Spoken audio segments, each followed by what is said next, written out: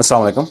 आज के इस लेक्चर में हमने जो चीज़ डिस्कस करनी है चैप्टर नंबर 1 है हमारे पास केमिस्ट्री का। और इस चैप्टर में हम देखेंगे कि इस चैप्टर में most important short question according to examination point of view कौन कौन से हैं। ठीक है, तो यहाँ पे सिर्फ और सिर्फ वो क्वेश्चन की स्टेटमेंट दी जाएगी, इनके आंसर आप बुक के अंदर से ढूंढ सकते हैं। ठीक है, इसमें कुछ क्वेश्चंस एक्सरसाइज के हैं, ठीक है, और कुछ क्वेश्चंस क्विक चेक के हैं और कुछ चैप्टर के अंदर से हैं। और सबसे मोस्ट इंपॉर्टेंट एक्सरसाइज के और चैप्टर के अंदर वाले जो क्विक चेक के वो तो आपके पास अवेलेबल है, लेकिन जो चैप्टर के अंदर से बन सकते हैं वो किस तरह के शॉर्ट क्वेश्चन बन सकते हैं, ये हमारे पास सबसे मोस्ट इंपॉर्टेंट चीज़ है।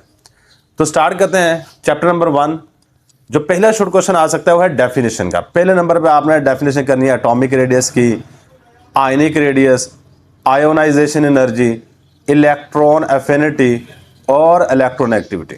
ठीक है, तो अगर इन सब की डेफिनेशन की बात की जाए, आपने पहले नंबर पे इन सब की डेफिनेशन करनी है एंड देन हर एक की कम से कम एक एग्जाम्पल करनी है। ठीक है, और इसके बाद एटॉमिक रेडियस आयनिक रेडियस का ट्रेंड सेम है और इलेक्ट्रॉन एफिनिटी, आयोनाइजेशन एनर्जी और इलेक्ट्रोनेगेटिविटी का ट्रेंड सेम होता है। मतलब अगर मैं इन तीनों की बात करूं, ये ट्रेंड भी याद रख लीजिएगा। अलोंग द पीरियड बात करें, पीरियड में अलोंग द अगर पीरियड की बात की जाए तो पीरियड में ये तीनों के तीनों इंक्रीज होते हैं, इलेक्ट्रॉन एफिनिटी, इलेक्ट्रोनेगेटिविटी और आयोनाइजेशन एनर्जी। और ग्रुप की बात करें, डाउन द ग्रुप की बात करें तो डाउन द ग्रुप ये तीनों के तीनों डिक्रीज हो रहे होते हैं। क्या हो रहे होते हैं हमारे पास? डिक्रीज हो रहे होते हैं। ठीक है, ये एक सिंपल सा ट्रेंड याद रखना हो तो याद रख लें। और ऊपर वाले जो दोनों इनका रिवर्स है, मतलब जो एटॉमिक रेडियस है या आयनिक रेडियस है वो पीरियड में डिक्रीज होता है और ग्रुप में इंक्रीज होता है, दोनों का ऑपोजिट रहेगा। ठीक है, लेकिन ये पहले 5 शॉर्ट क्वेश्चन ये वाले हैं जो कि पेपर के अंदर आ सकते हैं। अब चलते हैं हमारे पास नेक्स्ट शॉर्ट क्वेश्चन की तरफ। नेक्स्ट शॉर्ट क्वेश्चन है why the size of cation, cation का साइज हमेशा स्मॉलर होता है as compare to neutral atom. अच्छा, यहाँ पे कैटाइन की जगह पे जिस तरह कैटाइन को दे सकते हैं why the size of Na plus आइन, Na+1 आइन is smaller than the Na atom, Na atom. ठीक है, ये भी वर्ड आ सकता है, इस तरह पास पेपर में आ चुका है। या फिर ये भी आ सकता है why size of cation is always smaller than the, यहां पे वर्ड आ सकता है पेरेंटल एटम, पेरेंटल एटम। इनमें कोई भी स्टेटमेंट आए इनका आंसर हमेशा सेम रहता है। ठीक है, और इसके बाद इसका ऑपोजिट है जी why the size of anion is larger than the neutral atom.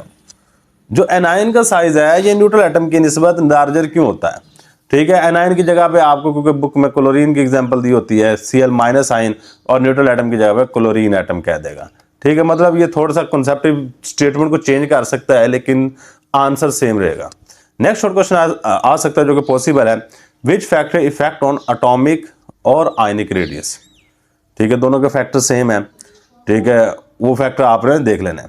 Next है जी हमारे पास second ionisation energy is always greater than the first ionisation energy. कि हमारे पास जो सेकंड आयोनाइजेशन एनर्जी है, सेकंड आयोनाइजेशन एनर्जी वो फर्स्ट आयोनाइजेशन एनर्जी से ज्यादा क्यों होती है, ग्रेटर क्यों होती है? इस तरह का शॉर्ट क्वेश्चन आपने 9th क्लास में पढ़ा होता है। ठीक है, तो ये बड़ा इजी सा सवाल है। नेक्स्ट है जी हमारे पास name the factor on which ionisation energy depend. आपने फैक्टर के नाम बताना है जिनके ऊपर आयोनाइजेशन एनर्जी डिपेंड करती है। मजे की बात यह है कि आयोनाइजेशन एनर्जी के फैक्टर आप हमेशा वही फैक्टर याद करो जो कि कॉमन है। मतलब जो आयोनाइजेशन एनर्जी, इलेक्ट्रॉन एफिनिटी और इलेक्ट्रोनेगेटिविटी, इन तीनों के जो कॉमन फैक्टर, जैसे न्यूक्लियर चार्ज तीनों में कॉमन आता है, न्यूक्लियर चार्ज, शील्डिंग इफेक्ट तीनों में कॉमन आता है, शील्डिंग इफेक्ट। ठीक है, इस तरह के आप मतलब के जो फैक्टर्स हैं 3-4 वो याद कर लो ताकि हर एक का अलग अलग आपको याद करने की जरूरत ना पड़े। अब आ जाइए हमारे पास नेक्स्ट शॉर्ट क्वेश्चन है, ये हमारे पास ये भी आयोनाइजेशन एनर्जी के हवाले से है।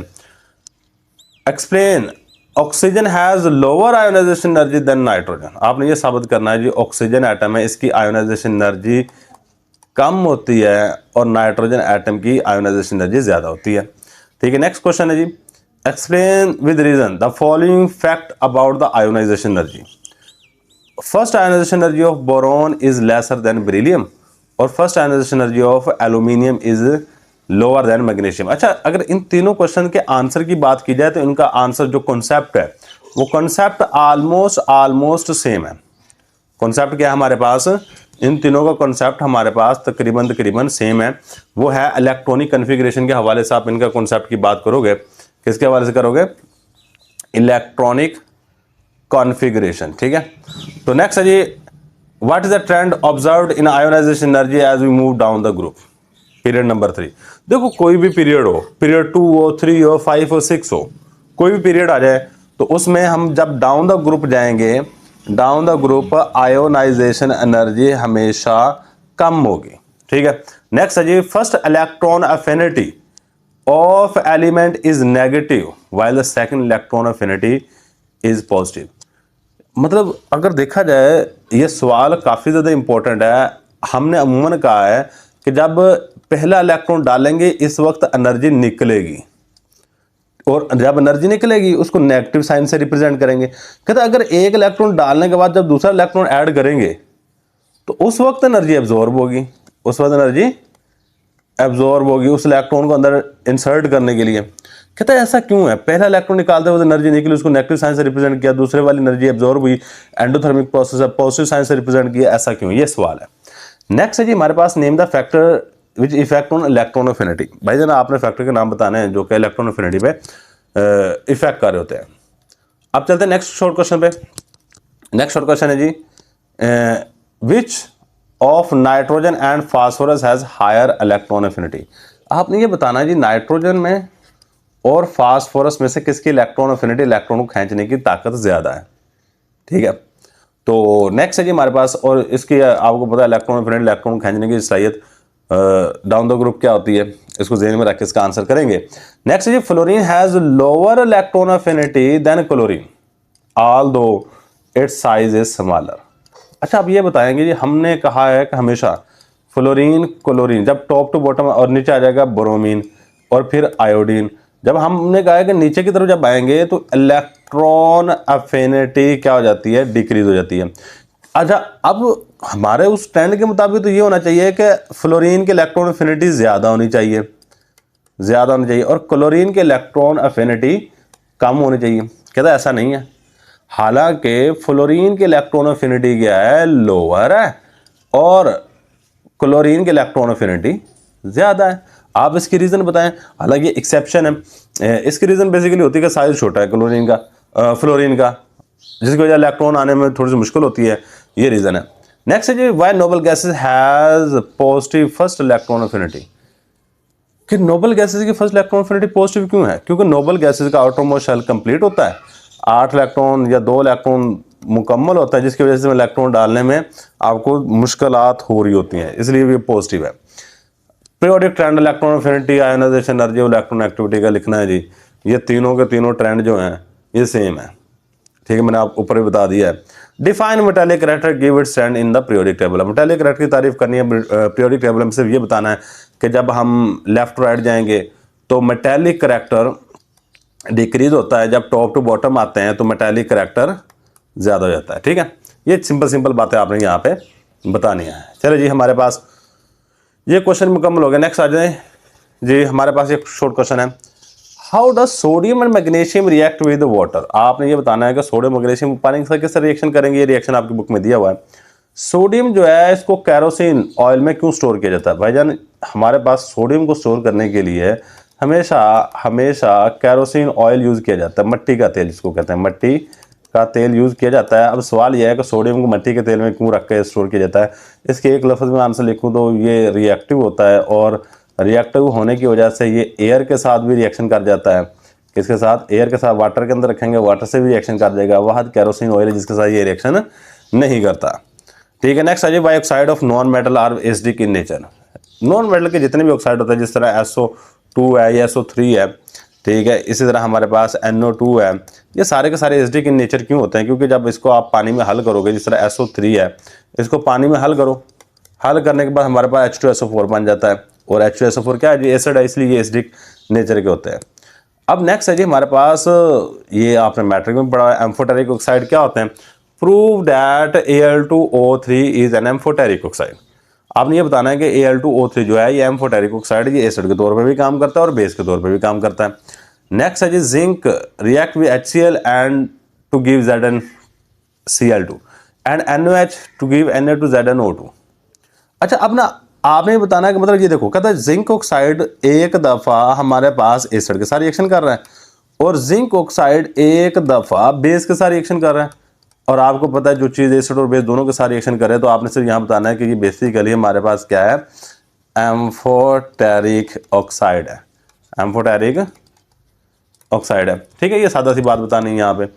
अब आ जाओ, ये मैं सिर्फ क्वेश्चन बता रहा हूँ, बाकी इनके आंसर्स ढूंढ लीजिएगा, अगर नहीं मिलते तो आपको एक तरीकाकार और बताऊंगा, वो भी चेक कर लीजिएगा। नेक्स्ट है जी why AlCl3 is acidic halide and NaCl is not. जो AlCl3 है ये एसिडिक हैलाइड है, NaCl न्यूट्रल हैलाइड है। ठीक है, इसकी बेसिकली रीजन ये होता है कि जब इसको पानी में हल किया जाता है तो ये HCl एसिड बनाता है और साथ में हमारे पास जो बेस बन रहा होता है वो एल्यूमिनियम हाइड्रोक्साइड होता है। अच्छा, एल्यूमिनियम हाइड्रोक्साइड वीक बेस होता है और ये एसिड स्ट्रॉन्ग होता है, इसलिए ये एसिडिक है। और इसमें हमारे पास दोनों की दोनों चीज़ें, NaOH बनेगा Na से और Cl से HCl बन जाता है। दोनों, ये भी स्ट्रॉन्ग एसिड है, ये भी स्ट्रॉन्ग बेस है, तो इससे कोई फर्क नहीं पड़ता। ठीक है, ये दोनों न्यूट्रल कर देते हैं, एक दूसरे को न्यूट्रलाइज कर देते हैं। प्रिडिक्ट वेदर PCl5 और NCl3 वुड बी एसिडिक और बेसिक, गिव रिएक्शन। आपने ये बताना है कि PCl5 और NCl3 में ये दोनों के दोनों एसिडिक हैं, ये बेसिक हैं, और इस आंसर को एक्सप्लेन करना है, रिएक्शन लिख लुक के। वुड SO3 और P2O5 रिएक्ट विद HCl और H2SO4 और विद NaOH। आपने ये बताना है जी SO सल्फर डाइऑक्साइड है, फास्फोरस पेंटाऑक्साइड है, ये HCl के साथ रिएक्शन करेंगे और H2SO4 के रिएक्शन करेंगे, या फिर मतलब एसिड के साथ रिएक्शन करेंगे, बेस के साथ रिएक्शन करेंगे। इस क्वेश्चन को एक्सप्लेन करना है। Calculate the oxidation number of sulphur, sulphur का ऑक्सीडेशन नंबर फाइंड आउट करना है, वो सिंपल सा प्रोसीजर है, उसको यूज कीजिएगा, निकल आएगा। नेक्स्ट है some p block element shows variable oxidation state. कुछ पी ब्लॉक एलिमेंट है जिनमें डी ऑर्बिटल आ जाता है, जिसमें डी ऑर्बिटल आएगा भाईजान वो वेरिएबल ऑक्सीडेशन स्टेट को शो करेगा। ठीक है, तो अब यही थे हमारे पास जो शॉर्ट क्वेश्चन जो सबसे मोस्ट इंपॉर्टेंट थे, और इसके साथ हमारा पहला लेक्चर खत्म हो गया। इसमें हम कोशिश की है कि मतलब थोड़ा बहुत साथ में हिंट देता जाऊं कि बेसिकली इन क्वेश्चन के आंसर किस तरह के बनेंगे। अगर फर्ज करोगे आपको ये समझ नहीं आ रही कि मैंने कहाँ से तैयार करना है, तो क्योंकि हर क्वेश्चन को लिखने के प्रॉपर प्रोसीजर होता है, उसमें मैंने नोट्स बना रखे हैं जिनमें ये सारे शॉर्ट क्वेश्चन मौजूद हैं, उसमें प्रॉपर हेडिंग दी हुई है। ठीक है, काफ़ी ज़्यादा मेहनत की हुई है, उसमें पॉइंट्स बना रखे हैं, आप देखें उसको यूज़ करें। अगर आपको लगता है कि उस तरह के नोट्स और भी हैं, कोई खुलासे में दिया हुआ है, अब बेशक मुझसे पैसे वापस ले लीजिएगा। ठीक है, उसमें जितनी मैंने पॉइंट्स हेडिंग बनाएगा एक पेपर में, जब आप उसको लिख के आओगे पता फिर चलेगा। ठीक है, तो बहुत ज़्यादा मतलब उसके ऊपर मेहनत की हुई है। अगर आप उसको परचेज़ करना चाहते हैं तो इस कॉन्टैक्ट नंबर पर आप रब्ता करें 030672355547। ठीक है, तो आपको सारी की सारी इन्फॉर्मेशन शेयर कर देंगे। ये सारे के सारे चैप्टरों के शॉर्ट क्वेश्चंस बने हुए हैं। ठीक है, मैं बारी बारी करके सिर्फ शॉर्ट क्वेश्चन थोड़ा इंट्रोडक्शन दे दूंगा। ठीक है, तो बाकी सारी की सारी अगर इन्फॉर्मेशन लेंगे इस नंबर पे आप एक टेक्स्ट कर दें कि 11th क्लास केमिस्ट्री के नोट्स चाहिए, तो मैं आपको सारी की सारी जो इन्फॉर्मेशन है उसकी शेयर कर दूंगा। तो ये था जी हमारे पास आज का लेक्चर। Thanks for watching. अल्लाह हाफिज़।